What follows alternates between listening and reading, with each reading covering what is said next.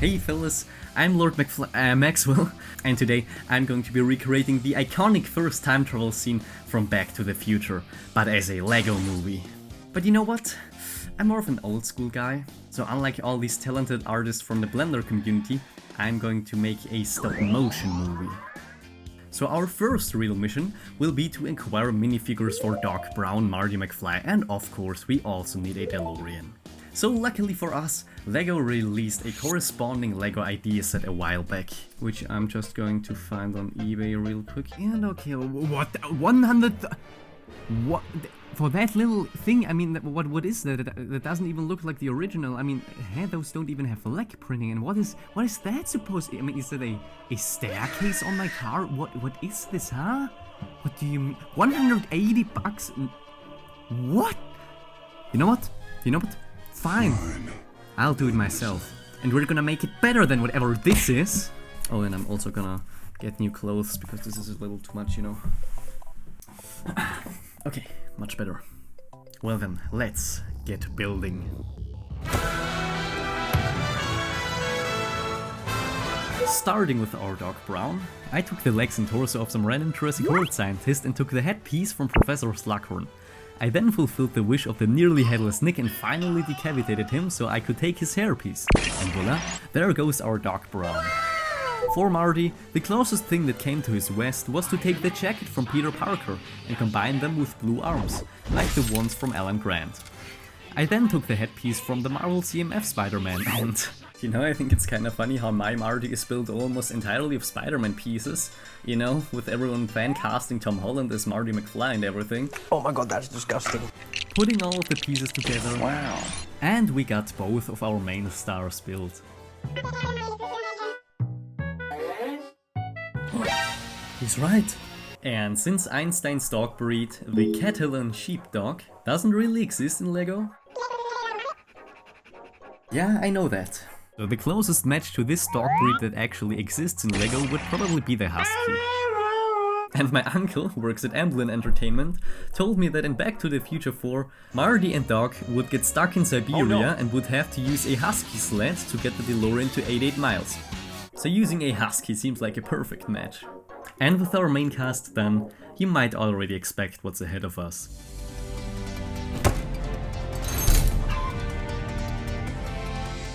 It is finally time to build the holy grail of movie cars. Not those cars! As I was saying, it is finally time to build the DeLorean. And we're gonna make it better than whatever this official abomination is supposed to be. And don't even get me started on whatever this is. So without further ado, let's get building. I'm a stop motion animator, not the LEGO designer. What am I doing here? You have no idea how this vehicle is the single most disgusting and awkward thing to recreate into LEGO form. I'm not kidding, I mean the fact that the original one looks like this says it all. Nothing about this car is even remotely convenient to translate into LEGO form. From all those weird cable thingies, to the wing door combined with this window shape, however that is supposed to work. Oh, and keep in mind that the finished model should be somewhat in scale with all the minifigures. I'm just left speechless by what? No. But you know what? I tried anyway. Because that's what heroes do. Okay, so at first, I decided to work with a 7-stud wide design, but that was really stupid and awkward to work with. So I later decided to take this 8-stud wide piece from a certain car-related set, which worked out a lot nicer. But as you can see, my most judgmental critic is not quite pleased yet, so we still got a long way ahead of us. For those fancy cable thingies, I once again turned to a certain car-related franchise, and yeah, those work quite fine actually. But in order to recreate this atrocious window shape, I had to do the unthinkable. I had to use LEGO Piece 264-7. So I connected the piece to a clip and a Technic tube, which made for a very nice window shape, to be honest. And the iconic wing doors also start to take shape already. I also added some neat little details on the inside and later proceeded to build the other half of the vehicle. And I gotta be very honest, this is slowly turning out to be really amazing actually. And with the foundation finished, it was time to add little details like the giant exhaust pipes and the plutonium chamber. Afterwards, I used 2 of those whip pieces to make the cables on the back side of the car. And let's not forget the iconic outer time number plate, which I printed on a little sticker and put on a 1x2 piece. And you know what I like? LEDs. So naturally, I also implemented some of those for the headlights as a finishing touch. And after all this hard work, our DeLorean is finally complete.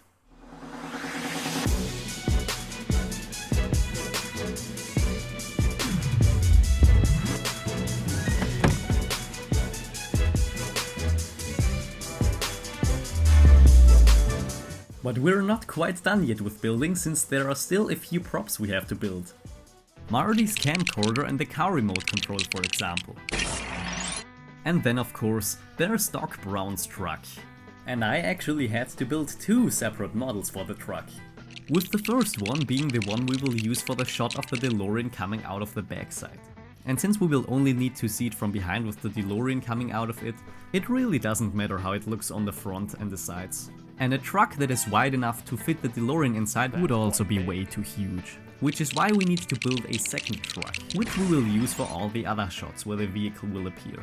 And I also built miniature versions of the DeLorean as well as Marty and Doc, and also a bigger, more detailed version of the remote control. And don't worry, you will find out why we need those a little bit later. And with all our props built, it is time for the next step in our production. So with a simple floor out of paper and a black fabric background, we got ourselves the basis for our film set. But at this point you might be wondering... how do we put an entire shopping mall on this table? Since this is not exactly a big table. And the answer for this question lies in one of the ancient stop motion techniques. Forced perspective. Huh, what is that? I'm glad you asked. So basically, instead of building the buildings really huge and placing them really far away like in real life, we're instead building them really super tiny to create the illusion of them being big objects placed far behind. Ah, cool. I built those 3 little buildings and came up with this lamppost design. Alongside some grey cardboard for the rest of the mall and some trees, I set the entire film set up, and would you look at that? It obviously doesn't look perfect by any means, but given the circumstances, I think it looks very nice. And for the first shot of our little movie, we will also need the iconic Twin Pines Mall sign. And since there is a change of elevation in the first shot, I put a part of the set onto a little box to account for that. Which means that it is finally time to get animating.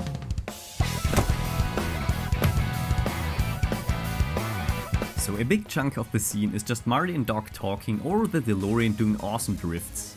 Which all are rather straightforward to animate, but there are 3 shots in particular that are a little more nifty than the others. The first one being all the shots involving any form of smoke effect. Smoke and steam are a little tricky in stop motion. Then there's obviously the huge time travel scene with visual effects all over the place. And the same also applies to the burning tire tracks. I mean, we can't just go and set stuff on fire, right? Right? But before we get to those, I want to go over some of the other little techniques I had to utilize when making some of the shots. Oh, and I'm using Dragonframe for all the animation in case you're wondering, not sponsored. So the majority of shots in the scene are pretty much stationary, so I shot those with my DSLR camera. But for some of those with a little more camera movement, I had to resort in a special tool in my arsenal, the webcam. With the webcam being a lot smaller and more convenient to place down, all the fancy camera movements are a lot easier to pull off. And I also used the webcam for some other shots, like the one where the camera is placed on top of the DeLorean while it's driving, or the shots of Einstein sitting inside the car. For those, I simply built a little cart for the webcam to sit on to allow it to drive alongside, in front or behind the DeLorean. And remember when we built those micro builds for the DeLorean, Marty and Doc? Well, we're coming back to those, because now it is time for some more forced perspective. So for shots where the DeLorean or Marty and Doc are supposed to be further away, I used the micro versions instead. And now let's get back to our 2 remote control variations. I used the small one in all the shots where we only see it from the back, But for all the shots when we are supposed to see the speedometer increasing, this is where the big one comes into play. And I later edited in the numbers. And as I was animating the shot of Doc closing the car door, Benny lay down next to my tripod and pushed the camera a little, which you can see in the final movie. But I took advantage of this happy accident and continued the camera motion to further emphasize the weight of the door closing. So now that we got all of that covered, let's get back to our 3 most challenging shots. Yeah, okay, this one's not too hard actually. So have you ever tried to stop motion animate smoke or steam? Yeah, me neither, because that's absolutely stupid. And everyone who has watched some stop motion movies will probably know where this is going. Yes, the answer lies in cotton. And since my mom is really into crocheting, I luckily had more than enough of that stuff. And I honestly really love it whenever there are non-Lego elements in a Lego stop motion movie. And I also used cotton in a lot of the other shots. So try and see if you can find all of them in the finished movie. So with our first challenge completed, let's move on to the next one and how on earth are we gonna do this one? Okay, firstly, we need the foundation of the DeLorean driving. But as you can see, the camera is always locked onto the car with the background passing by. So to recreate this, I would simply construct the set in a way to allow the background to be moved. And before moving the background, I placed a little Duplo construction behind the car to make sure it would stay in the same position for each frame. I also placed a ruler next to the ground, so I would move the set the same amount for each frame. And I also placed some orange LEDs at the spots where I will later add the flames in post-production. And luckily, the actual animating task for these kinds of shots is pretty straightforward. I also animated all the white stripes turning blue by gradually replacing all the white bricks with blue ones. When we're just getting started. So how the heck are we gonna pull off this epic time travel effect? So I decided to settle on a mix between CGI and practical effects, and the first idea that came to mind is how to recreate those little particles swooping all around the car. So I took a small LED and fumbled around in front of the recording camera, which led to this recording. In my preferred VFX software, Apple Motion, I then changed the color and made the lights pop more, and put them all over the vehicle. Looks fine so far. And for the main shooting star looking thing, I animated this Marvel Energy piece and shined some blue light on it from the side. I then added a growing animation and later added a bump map to make the star look more wobbly, with the source of the bump map being this moving circle hypnosis thingy. Dude, what are you talking about? This is insane! Yeah, I know all of this is super technical and everything, but I promise we're almost done with all the fancy CGI talk. And as a finishing touch, I added some blue lighting effects to the car and a moving Lego flame to the tires, and with all that, we are finally finished with this one. That was a big one. Yeah, this one was also not an easy one to figure out. So my first attempt was to go 100% practical, which means setting stuff on fire.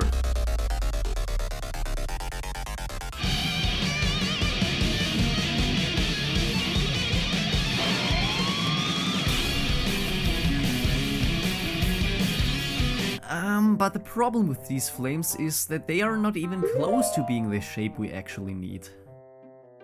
Did I just commit arson for literally nothing?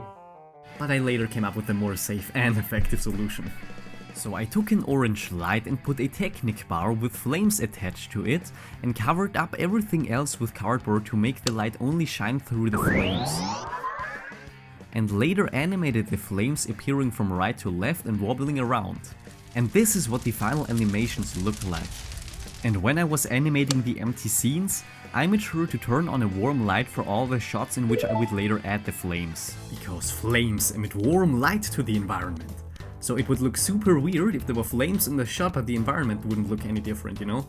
So I added the flames to the scenes and... Okay, this is no right to look this good. I would even argue that it looks better than the original one. Okay, I can commit to this joke. And now that we got everything animation related covered, it is time for voice acting.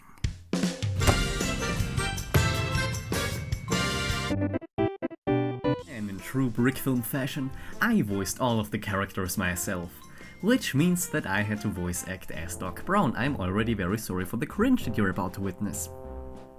Einstein! Hey Einstein, good boy, where's the doc? Marty, you made it! You got that thing hooked up to the car? Precisely, Marty, now go watch this! I sincerely hope those 10 seconds of cringe didn't mess you up too hard. And now with everything covered, it is time for the final chapter of this increasingly long journey. The post-production.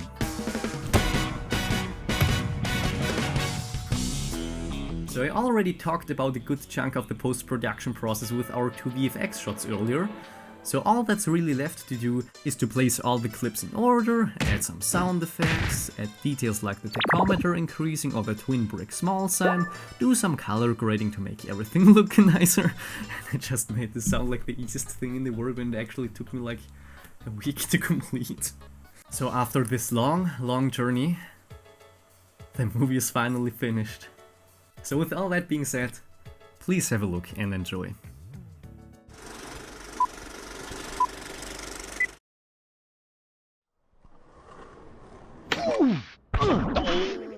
Einstein!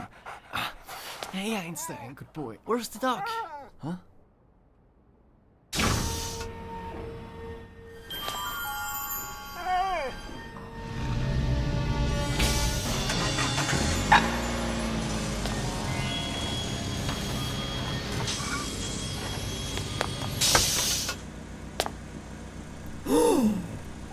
Marty, you made it! No time to explain, get filming! I'm Dr. Emmett Brown, standing in the parking lot of Twin Bricks Mall, and this is temporal experiment number 1. Come on, honey, get in there. Attaboy. Please note that Einstein's clock is in precise synchronization to my control watch. Have a good trip, Amy. You got that thing hooked up to the car? Precisely, Marty. Now go watch this.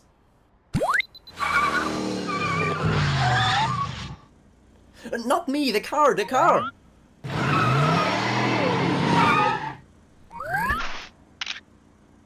When this baby hits 88 miles per hour, you're gonna see some serious stuff.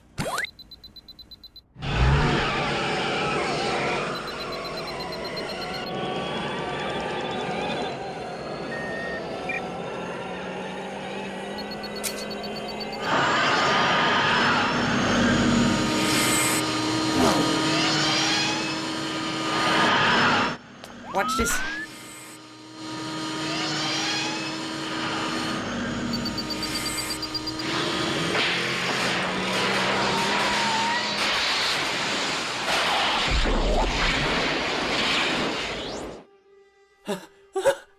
What did I tell you?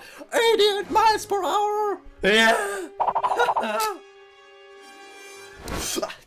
Jesus Christ. Jesus Christ, Doc, you just disintegrated Einstein. Calm down, Marty. Einstein and the DeLorean are perfectly intact. Then where the hell are they? The appropriate question is, when the hell are they? You see, Einstein just became the world's first time traveler. Doc, are you telling me you built a time machine out of a DeLorean? Well, the way I see it, if we're gonna build a time machine into a car, you gotta do it with some style. Look out!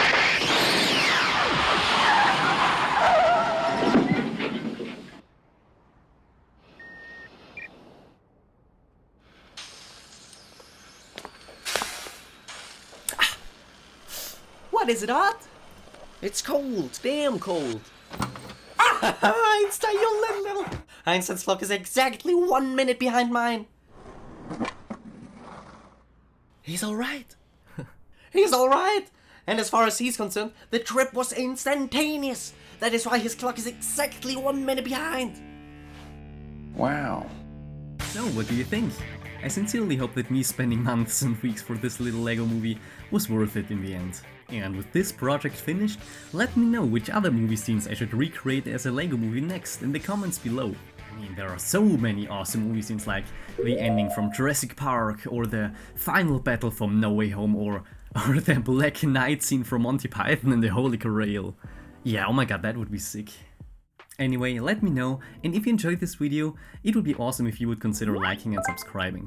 And if you want to support me further and enable me to make more videos like these in the long term, consider checking out my Patreon, where you get little extras like shoutouts at the end of each video or detailed video instructions for all the mocks for my videos, like the DeLorean from this video here. Oh, and I also threw in an extra instructions for the Back to the Future 2 variant. So with that being said, thank you so much for sticking by until the very end of this video. Have a great day and see you soon.